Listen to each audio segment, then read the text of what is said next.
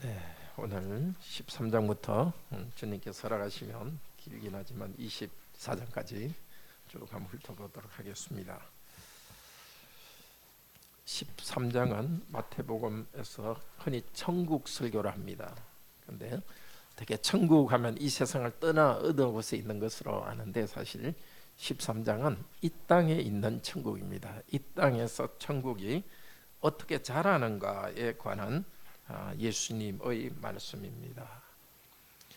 산상수훈은 산 위에서 했죠. 제자들의 삶에 대해서 5, 6, 7장 했고 이번에 해변 설교입니다. 바다에서.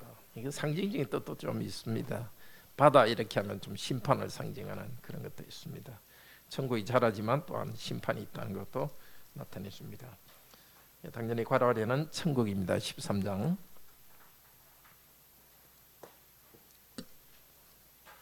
같이 제목 읽읍시다. 천국의 말씀은 악을 이기고 승리하게 함, 말씀의 온전한 순종. 천국 하늘나라에 대한 7가지 비유가 있고 마지막 6번으로 되어 있는 것은 제자들의 사명에 관한 것입니다. 번호는 5번으로 되어 있지만은 그 중에 3번은 겨자씨 비유와 누룩 비유 2개로 되어 있죠. 4번은 보석과 진주를 구하는 사람, 이렇게 해서 전체 1번에서 5번까지 전체 7개의 비유입니다. 첫째 씨 뿌리는 비유는 잘 아시죠? 네, 잘 아시죠? 예. 한 분만 잘 아시네요. 3절에 보면 씨를 뿌리는 자가 뿌리러 나가서, 그러니까 씨를 뿌리는데 여기 핵심이 있습니다. 그러니까 씨를 뿌리는 분은 누구죠? 사실은 예수 그리스도죠. 복음 전파자가 복음을 전파지만 씨 뿌리는 분의 그 능력, 씨의 능력입니다.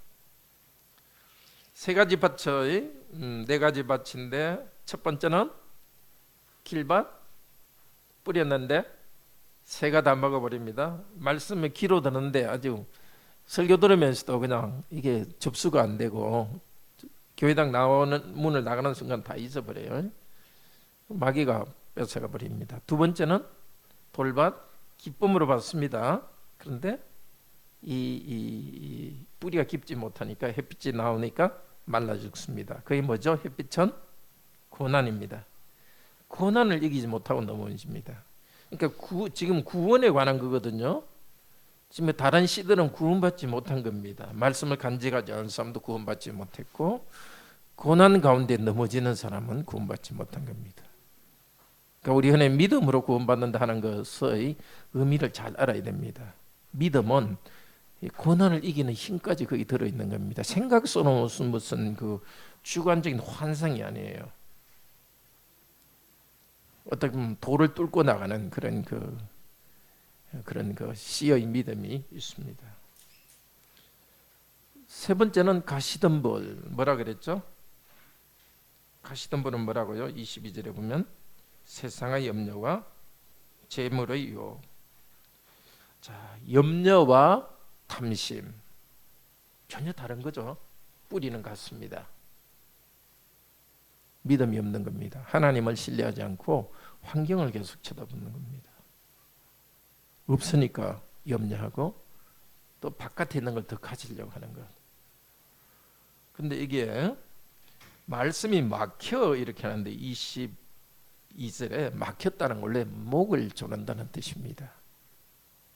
이거는 그라사인의 그 귀신 들린 자가 그 귀신이 돼지한테 들어가니까 돼지가 물에 들어가 몰살했다고, 몰살과 똑같은 단어입니다. 목이 졸려, 귀신이 목을 졸렸다는 겁니다. 그러니까 어떤 그 교회는 계속 나오는데 전혀 구원받지 않은 사람이 있습니다. 형식적으로는 뭐 이렇게 잘하는 것 같은데 실제 마음속에 그 염려와 탐심이 가득하고 그리스도가 중심에 자리 잡지 않습니다. 그러나 조원 씨는 당연하게 잘 받고 고난을 뚫고 나가고 염려와 또 그 탐심이 오더라도 주님을 붙잡고 나갑니다. 자, 구원받지 못한 사람과 달리 구원받은 우리에도 이 3가지 문제가 다 있습니다. 말씀을 건성건성 받거나 고난에 쉽게 넘어지거나 탐심 또 염려 있습니다. 근데 우리는 오직 주님만을 의지하고 나가라는 또 격려가 됩니다. 구원받지 않는 사람은 이렇지만은 구원받은 성도에게도 이런 고난과 위험이 있지만은 뭘 의지해야 되겠습니까? 믿음, 말씀을 꼭 붙잡고 나갈 때 말씀에 힘이 있습니다. 이 말씀 안 붙으면은 이렇게 돼버립니다. 근데 특징적인 게 그 씨 뿌리는 비유를 하고 해석은 뒤하고 가운데 뭐가 끼었냐 하면은 그 13절에 14절에 너희가 듣기는 들어도 깨닫지 못하고, 이거는 이사야서 6장에 나오는 하나님께서 이사야를 말씀 전하는 자로 파송하면서 한 말입니다. 하나님 백성들이 말씀을 들어도 반응하지 않기 때문에 하나님께서 말씀을 그냥 그들로부터 가려지게 하고 구원받지 못하게 한다는 그런 경고의 말씀이 있습니다. 그래서 비유로 말씀하신 데는 말씀을 듣지 않는 자에게는 말씀이 가지 않는다는 것을 나타내기도 합니다. 두 번째는 밀과 가라지의 비유입니다. 형식적으로 보면 밀과 가라지의 비유도 비유를 한 다음에 해석은 뒤에 있고 그 사이에 끼운 것이 33절부터는 왜 비유로 말씀하셨는가? 태초로부터 감추어 있는 것을 비유로 말씀하셨다. 이렇게 형식적으로 좀 비슷해요. 성경을 읽을 때는 내용도 내용이지만 형식적으로 그런 걸 잘 볼 필요가 있습니다. 비유를 말하고 해석을 하는데 그 사이에 뭐가 끼어 있습니다. 두 개 다. 큰 비유는. 밀과 가라지 비유는 밀은 뿌리는 자는 여기 37절에 보면 인자, 하나님 아들 예수 그리스도입니다. 좋은 씨는 천국의 아들, 가라지는 악한 자의 아들들. 또 이건 세상이고 밭은 세상이고. 자, 하나님께서 세상을 창조하는데 세상 가운데서 마귀가 악한 씨를 뿌립니다. 근데 이게 중요한 것은 같이 자라는데 처음에는 잘 표시가 안 나고 아주 추수 때가 되니까 표시가 납니다.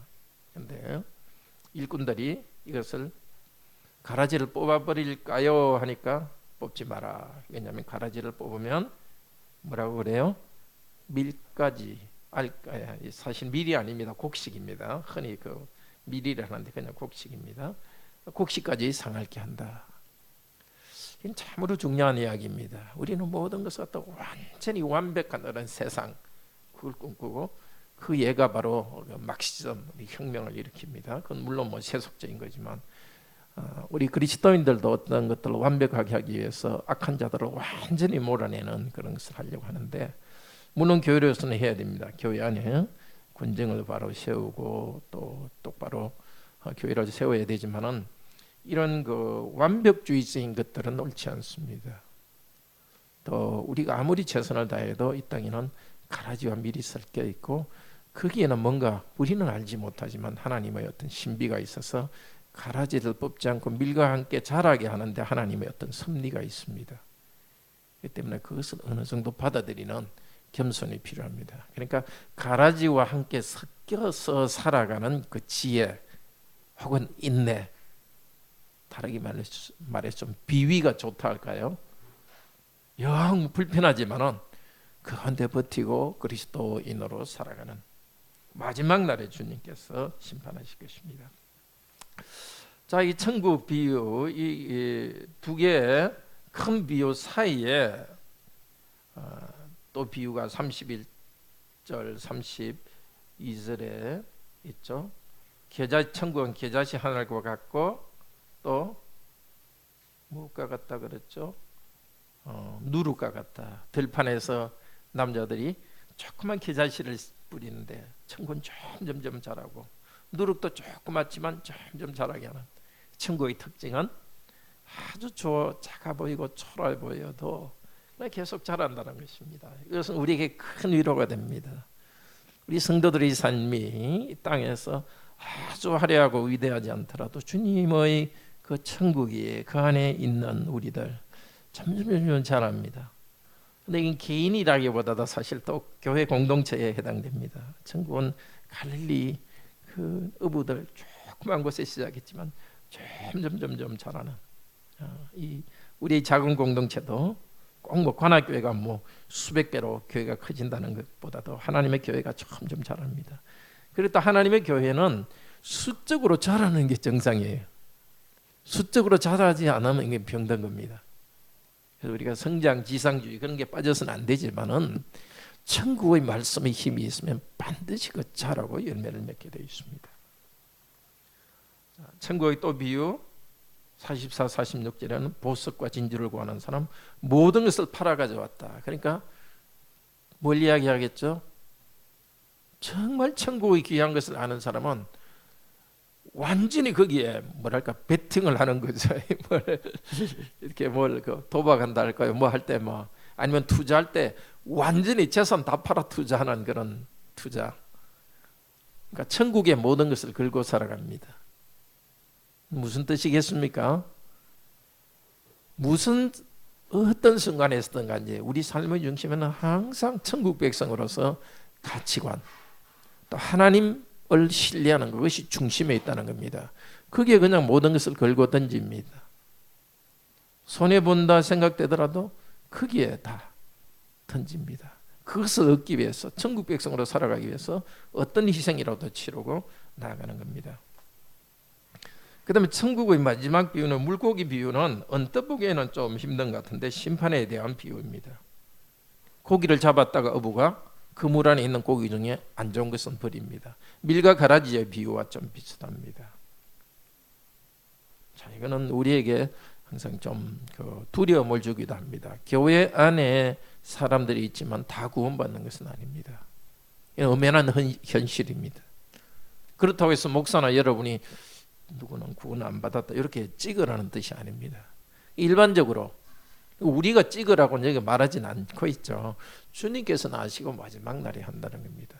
우리로서는 오히려 누가 잘못된 고기인지를 가려내는 것은 우리가 할 일은 아니라는 뜻도 여기에 또 있는 겁니다. 마지막 날에 주님께서 하실 것이기 때문에 우리는 애매모호한 상태에서 살아갑니다. 밀과 가라지도 그러고요. 교회 안에서도 어떤 사람이 부족해도 확 이렇게 어떤 정죄하거나 그렇게 하지 않습니다. 우리 보기에는 가라지같이 보여도 주님께 볼 때는 곡식이고, 우리 보기에는 썩은 쓸데없는 고기를 하더라도 주님께 보기에는 그거는 제대로 된 고기이기 때문에 우리는 판단하지 않습니다. 그렇지만 그렇게 있다는 것은 알고 그런 두려움 가운데 우리는 좋은 고기가 되도록 바른 자세로 가야 되겠죠. 그리고 또 여기 천국에 대해서는 도덕적인 것이라기보다는 천국은 이렇게 된다는 어떤 상태를 이야기합니다. 여기 때문에 어떤 도덕적인 것도 나오죠. 우리의 명령도 나오지만 하나님께서는 천국을 이렇게 이끌어 간다는 것입니다. 잘하게 하고, 그러면 천국 백성은 모든 것을 거기에 갖다 바치고, 그리고 천국은 이 땅에서 많은 것이 섞여서 불순물 가운데 천국은 자라다가 마지막에 재림할 때 나눈다는 겁니다. 그래서 이런 현실에 대해서 좀 익숙할 필요가 있습니다. 그 다음에 또 하나, 그런 가운데서도 하나님 나라가 자란다는 뚜렷한 확신을 가질 필요가 있습니다. 우리 생각에 확실하지 않으면 그냥 좌절하거나 도대체 이게 교회인가, 도대체 이건가 이런 식으로 어떤 완벽주의적으로 가는데, 그러지 않고 부정 가운데서도 하나님은 계속 이끌어 가신다는 확신을 가지기를 바랍니다. 제일 마지막 비유는 52절에는 천국의 제자된 서기관, 이거는 예수님의 제자들을 말하죠. 옛 것과 새 것을 그 곳간에서 내오는 집주인과 같으니라. 그러니까 예수님께서 이 천국 복음을 전하시고 천국을 자라게 하시는데 제자들이 이제 이 일을 해서 말씀으로 먹입니다. 자, 14장 과론의 능력입니다.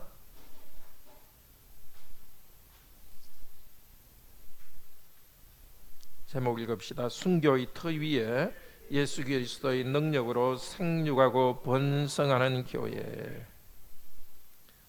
바로 그 다음에 헤롯이 예수님의 사역을 보고 자기가 죽인 세례 요한의 능력이 예수님 안에 운동한다 이렇게 말합니다. 이 운동한다는 것은 아주 중요한 단어입니다. 그 에베소서 1장 같은데 그 역사하심, 성경적으로 역사하심으로 번역됐어요. 이게 히브리 말 엔 에르게온데요. 명사로 하면 엔 에르고인데 영어로 뭘까요? 엔 에르고 뭐 비슷한 게 뭐 에너지 맞아요. 에너지. 예. 에너지 그 살아 움직이는 힘. 사실은 거꾸로 생각하고 있죠. 예수님한테 있는 에너지가 먼저 그 성령님 에너지가 세례 요한한테 있었고 예수님이 그 진짜인데 이 사람은 잘 모르니까 이로선 거꾸로 자기가 먼저 보았던 요한 안에 있던 그 어떤 신적인 능적인 에너지가 이제 예수님 안에 연속돼 있다고 생각했습니다.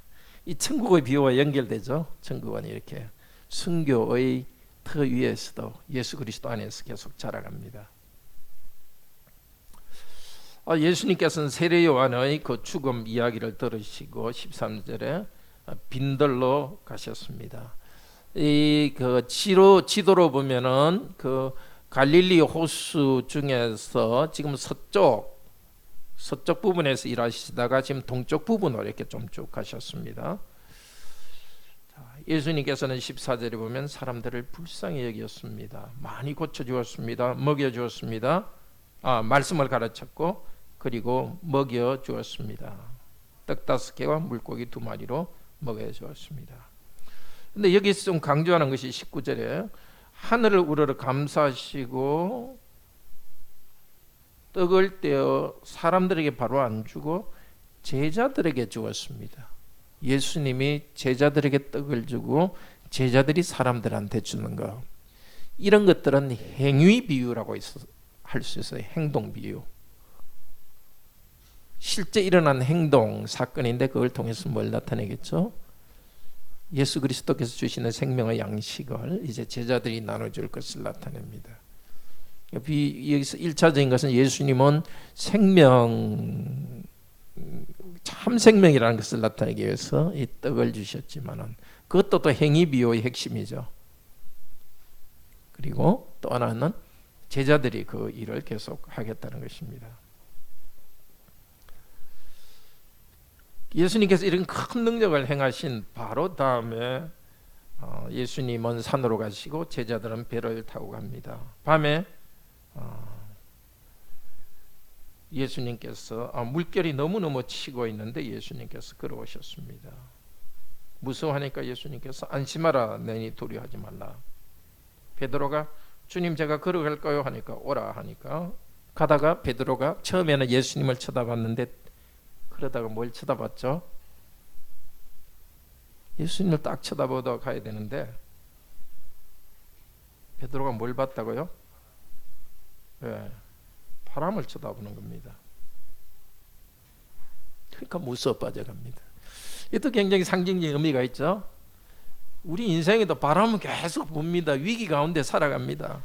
근데 예수님 딱 쳐다보고 가면은 두려움이 생기지만은 두려움이 눌리고 우린 예수님 능력에 의해서 쭉 이렇게 갈 길 갑니다.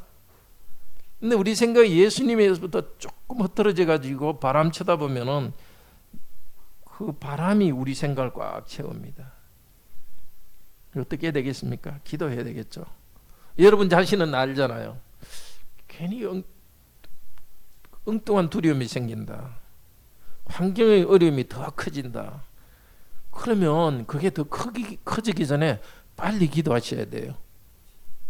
그냥 식사 기도하고 통상 기도하는 것 말고 한 1시간이나 아주 딱 하루 저녁 결심하고 기도할 필요가 있어요.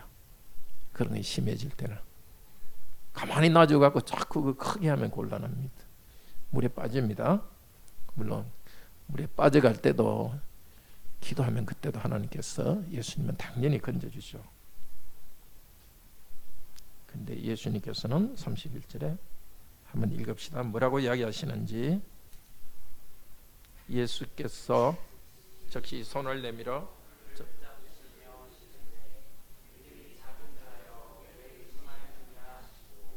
네. 우리가 기도할 때 예수님께서 우리 기도를 들어주실 때 많은 경우에는 그렇게 반응하십니다. 믿음이 적은 자여 왜 의심하느냐. 우리 주님께서 우리의 어려운 가운데서 도와주시는데도 신뢰하고 나가기보다는 우리는 의심하면서 부르짖습니다. 일이 잘 될 때도 기도해야 되고 안 될 때도 기도해야 됩니다. 근데 우리는 의심이 일어날 때가 많습니다. 그때는 또 더 기도해야 됩니다. 근데 주님께서는 믿음이 적은 자여 왜 의심하느냐, 거기에는 책망도 있지만 또 은혜의 말이기도 합니다. 주님께서는 믿음이 적은 자에게 손을 내밀어 구원해 주십니다. 그러니까 이런 그 무당들 기도와 우리 기도는 다릅니다. 무당들은 이렇게 자기 어떤 영험을 길러가지고 무슨 뭐 신을 갖다가 뭐 한다고 그런 식으로 하는데 마귀하고 어떤 관계가 있겠죠? 예수 그리스도는 정말 우리가 어떤 상태든지 의심하는 상태든지 어떤 상태든지 간구할 때 은혜로 우리 손을 붙잡아 주십니다.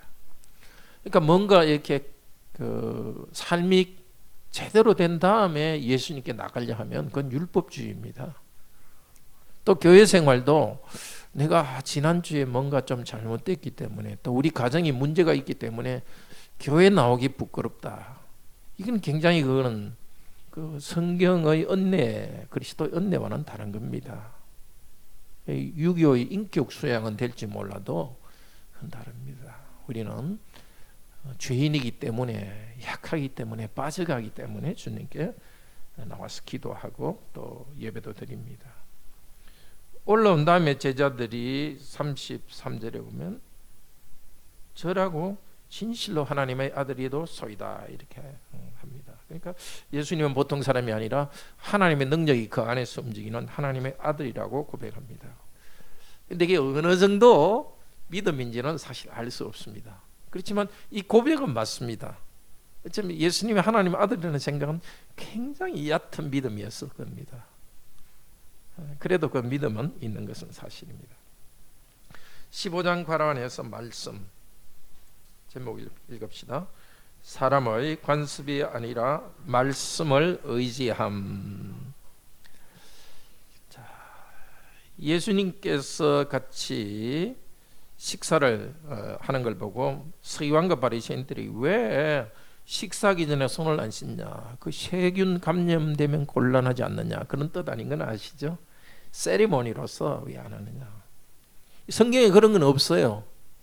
무조건 이렇게 식사하기 전에 깨끗해야 하나님 손 씻어야 깨끗하다는 그런 법도 없는데 자기들이 만들었어요. 열심 때문에. 원래 이렇게 손 씻고 하는 의식은 시체를 만졌거나 그렇게 하면은 정결 의식합니다. 근데 이 사람들이 열심히 너무 많아가지고 혹시 나도 모르게 시체 만진 사람과 접촉했는지도 모른다면서 이런 관습을 만들었어요. 근데 문제는 이런 관습은 잘 지키면서 하나님 말씀을 지키는 일에는 조금 그건 가볍게 하는 겁니다. 그래서 예수님께 이런 뭐 세리머니 하는 건 해도 되고 안 해도 되죠. 이걸 통해서 경건하게 되면 또 도움도 되니까 나쁜 게 아닙니다. 근데 문제는 핵심은 잊어버리는 잘못을 지금 찢어가는 겁니다. 예를 들면 부모님을 공경하라 이걸 어기는 경우가 많아요. 유대인들은 고르반 이렇게 말하면 안 해도 된다. 카라브라는 것은 가져간다, 헌금 바친다는 뜻이거든요. 부모님한테 저 부모님 제가 성전에다 다 헌금했기 때문에 부모님 섬길 돈 없습니다 이렇게 하면 된다고 가르친 겁니다. 그거는 성경에도 없는 걸 가지고 이렇게 외적인 성전 헌금을 갖다가 보이는 걸 강조하면서 보이지 않는 부모님 섬기는 것은 가볍게 하는 그런 것들을 지적했습니다. 그래서 이사야서 말씀을 8절 9절 인용하면서 입술로는 존경하되 마음으로는 내게 멀도다. 사람의 계명으로 교훈을 삼아 가르친다. 사람이 만든 걸 하나님의 명령보다 더 중요하게 생각하는 것. 이거는 어느 조직이든지 교회나 종교 교회다 이런 것은 계속 일어나는 현상입니다. 정말 하나님 앞에 참 신앙으로 나가기보다도 교회가 만들어놓은 관습, 전통 이런 걸 더 중요하게 생각해서는 곤란합니다. 그리고 예수님께서 이제 설명을 해줍니다. 손 씻는 거 그거보다 중요한 게 너 마음을 씻으라. 그걸 강조하고 있습니다. 그 사람들은 손만 깨끗이 씻으면서 마음속에는 죄는 남겨두고 그 핵심적인 문제를 넘기고 가는 거죠. 우리 삶에는 그런 게 없는지 한번 돌아볼 필요가 있겠죠. 사람들이 보기에 뭔가 세리머니얼리 뭔가 잘하는데 뭐 사실 우리 기독교인 한국 기독교인 중에 있는 게 이제 술, 담배 안 하는 거, 이게 마치 기독교인의 표시인 것처럼 해서, 특히 담배 안 하는 것은 그 건강 안 좋으니까 그리스도인은 안 해야 되죠. 예, 술은 뭐 엄격히 금하는 건 아니죠. 술은 또 즐거움을 위해서 주신 것이지만 절제하는 게 좋죠. 예. 근데 그거 좋은 거지만은 정말 그리스도인으로서 서로 사랑하고 정직하게 살아가고 이런 거는 그냥 아무렇게나 하고, 그것만 하면 마치 그리스도인 된 것처럼 생각하는 거 좀 곤란하죠. 뭐 교회 모임은 잘 참석하지만은 부모님에 대해서는 아무렇게나 하는 거, 그런 것도 안 되는 일이겠죠. 자, 이 바리새인과 또 다른 사람이 이방 여인입니다. 정말 수로 본익에는 페니키아의 를 본익이라 합니다. 자기의 딸이 귀신 들렸는데 낫게 해달라고 간절히 매달리는 이 여인, 주님께서는 그 언녀를 고쳐줍니다. 또 예수님께서 여러 사람들을 고쳐주고 또 소경이 보고 하나님께 영광을 돌리며 나갔습니다. 자, 15장 뒤에는 또다시 예수님께서 기적을 행하셔서 사람을 먹이신 이야기입니다. 15장은 말씀을 의지함이죠. 괄호 안에 16장 괄호 안에 십자가입니다.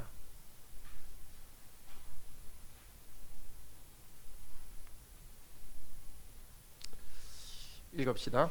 표적 중의 표적 십자가, 제자들도 자기 십자가를 지고 그리스도를 따라감. 예수님께 표적 기적 보여달라 하니까 예수님께서 이 표적을 구하지만은 사전 무슨 표적? 요나의 표적밖에 보여줄 것이 없다고 말합니다. 사람들은 자꾸 신기한 기적들을 원하는데 기적 자체를 원하는 겁니다. 마치 하나님께서 기적을 행하시는 것이 목적인 것처럼. 그렇지만 예수님께서 주시는 기적의 목적은 기적 자체가 목적이 아니라 십자가의 기적입니다. 그래서 마태복음 전체의 흐름을 보면 앞쪽에서는 여러 기적들이 나와요. 근데 뒤쪽으로 갈수록 기적들이 없어집니다. 점점 없어져요. 제일 큰 기적을 향해 나갑니다. 십자가의 죽음과 부활을 향해서 나갑니다. 그러니까 우리도 지금 이 시대에 어떤 기적보다도 십자가의 죽음과 부활의 그 능력이 우리 가운데 일어나는 것, 우리가 믿고 또 그 믿기 때문에 우리가 고난 가운데서도 예수 그리스도의 능력을 체험하는 이 기적을 항상 구해야 됩니다. 자, 베드로가 예수님께서 너희들은 나를 누구냐 하니까 베드로가 주는 그리스도시요 살아계신 하나님의 아들입니다 하고 예수님께서 베드로야 너 고백 위에 내 교회를 세우리라. 그리고 예수님께서 바로 십자가에 내가 죽는다. 그러니까 지금 잘 보시면 마태복음에서 예수님께서는 예수님의 십자가의 죽음과 부활을 이야기하면서 바로 이어가지고 제자들의 고난에 대해서 이야기합니다. 이게 참 중요한 겁니다. 우리가 믿음으로 의롭게 되고 은혜로 구원받지만은 그는 예수님의 십자가와 부활을 통해서 구원받습니다. 그 은혜는 바로 십자가의 부활의 은혜가 우리 가운데 이루어집니다. 근데 은혜는 거기 끝나지 않고 예수 그리스도와 함께 고난받는 것이 은혜의 뒤쪽 부분입니다. 믿음의 뒤쪽 부분이라 할 수 있어요. 믿음으로 어렵게 되지만 믿음으로 고난받고 은혜로 고난받는 거예요. 빌립보서 1장 27절에서는 우리가 고난을 받는 은혜가 있다 이렇게 말합니다. 병 자체가 축복은 아니죠. 그러나 그것을 통하여서 주께서 우리를 다듬어 가시고 특별히 의롭게 살려고 하기 때문에 타락한 세상 가운데서 고난받는 그 은혜가 있습니다. 17장 제목 영광이죠. 십자가의 제목 읽읍시다. 십자가에 못 박히실 그리스도는 하나님의 아들의 영광과 능력을 가지신 분. 19장 제목만 봅시다. 버리고. 제목 읽읍시다. 하나님께서 벌이라는 것을 버리고 천국에 들어감. 혼인에 대해서 간음에 대해서 간음한 이후에는 이혼하지 말라고 이야기했고, 천국에 들어가는 사람은 율법을 다 계명을 지켜서 들어가는 것이 아니라 믿음으로 들어간다는 이야기입니다. 믿음으로 들어간다는 것은 우상처럼 가지고 있는 것을 버리고 갑니다. 20장 과라원의 은혜입니다. 제목 읽읍시다. 은혜로 들어와서 종으로 섬기는 하나님 나라. 포도원 품꾼 비유는 아시죠? 새벽부터 나가서 일한 사람도 있고 1시간 전에 나가서 일한 사람도 있는데 품삯을 똑같이 줍니다. 그러니까 새벽부터 나가 일한 사람이 불평하죠. 그러니까 주인이 내 것 가지고 내 마음대로 하는데 누가 왜 그러냐, 너는 너 것 받은 것으로 만족해라. 천국 질서는 세상 질서와 다릅니다. 바리새인들은 자기는 율법만이 아니까 오랫동안 믿었으니까 천국에 더 큰 특권 누려야 된다고 생각합니다. 혹시 여러분 중에 모태신앙 인분, 어릴 때부터 교회 잘 다니는 사람들은 나는 좀 특별하다고 생각할지 모릅니다. 그렇지만 우리 모두가 은혜로 천국 들어가기 때문에 그런 생각 버려야 되겠습니다. 21장 제목 찬양.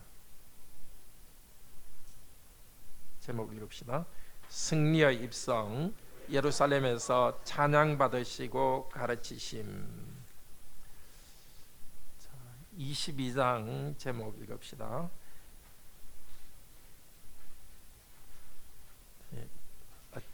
괄호가 천국입니다. 천국.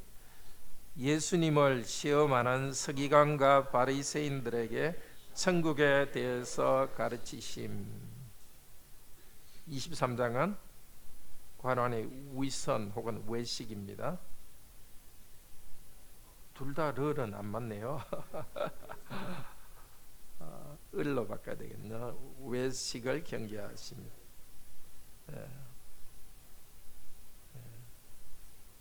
24장은 감람산에서 관원의 마지막 때에 대해서 설교하심입니다. 자, 마태복음은 예수님께서 21장에 예루살렘에 낙이 타고 들어가시고 1, 2, 3장이 예루살렘에서 가르치는 내용입니다. 그리고 24장, 25장이 천국에 대해서 가르치는 내용입니다.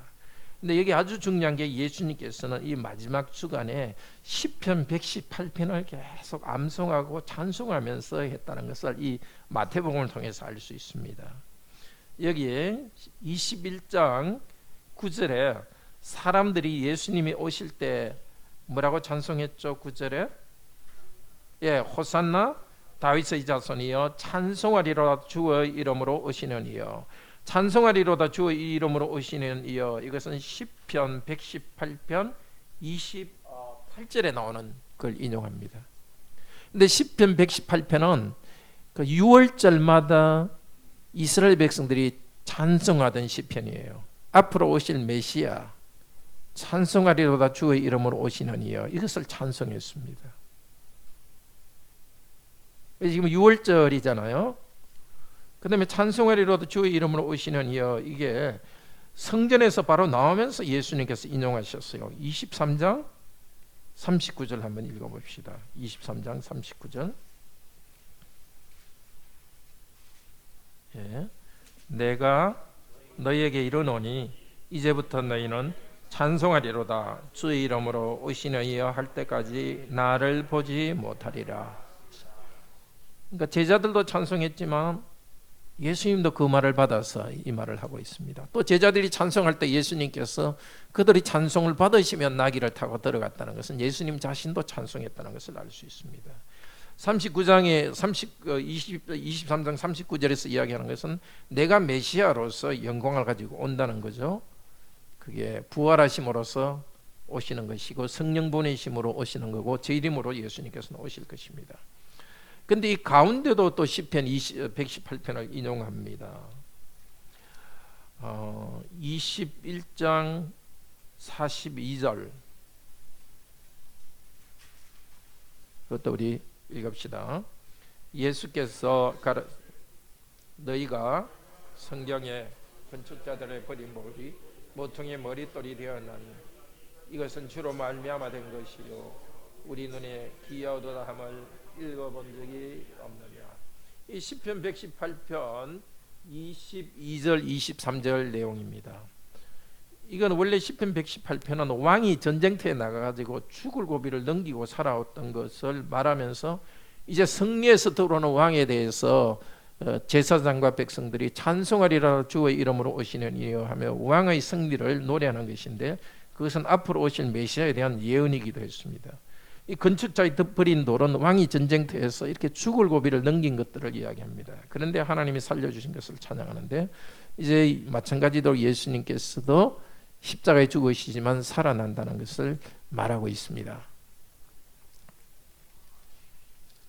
자, 그리고 26장 그 30절, 예수님께서 성찬을 제정하신 후에 이렇게 하셨습니다. 같이 읽읍시다. 이에 저희가 찬미하고 감람산으로 나아가니라. 아마 이때 시편 118편을 찬송하며 나갔을 거예요. 그러니까 메시아 예언 그걸 쭉 예수님은 그 자신에 대해서 예언한 그 찬송을 찬송하면서 영광 겸손한 왕으로서 오시는 분으로 오시고 버림받은 돌로서 오시고 또 바로 이제 체포되어 가면서도 찬송하며 갔습니다. 주님께서 그런 찬송이 있은 분이셨으니까 우리도 정말 주님은 많이 찬송하시고 또 우리들이 고난과 어려운 가운데서도 주님의 이름을 찬송하면서 나가기를 바랍니다. 기도합시다. 은혜가 풍성하신 하나님, 오늘도 주님의 말씀으로 저희들을 먹여주시니 감사합니다. 우리에게 가장 큰 기적은 우리 하나님께서 사람이 되시고 사람이면 사람이신 예수 그리스도께서 우리를 대신해서 우리를 위하여서 하나님의 앞에 저주를 받으시고, 그래서 우리에게 더 이상 저주도 없고 심판이 없도록 하신 사실입니다. 이 은혜 가운데서 싸우니 우리도 우리 십자가를 지고서 예수님의 제자로서 걸어가게 하소서. 죄의 유혹이 올 때 우리 주님 바라보고 나가게 하시고, 인생의 어려움과 어려움이 파도처럼 몰려올 때도 그 파도를 바라보고 휩쓸려가는 것이 아니라 오직 말씀과 우리 주 예수 그리스도를 바라보고 주님의 인도하심을 받아서 소명의 길을 가게 하여 주시옵소서. 주 예수 그리스도 이름으로 기도드립니다. 아멘.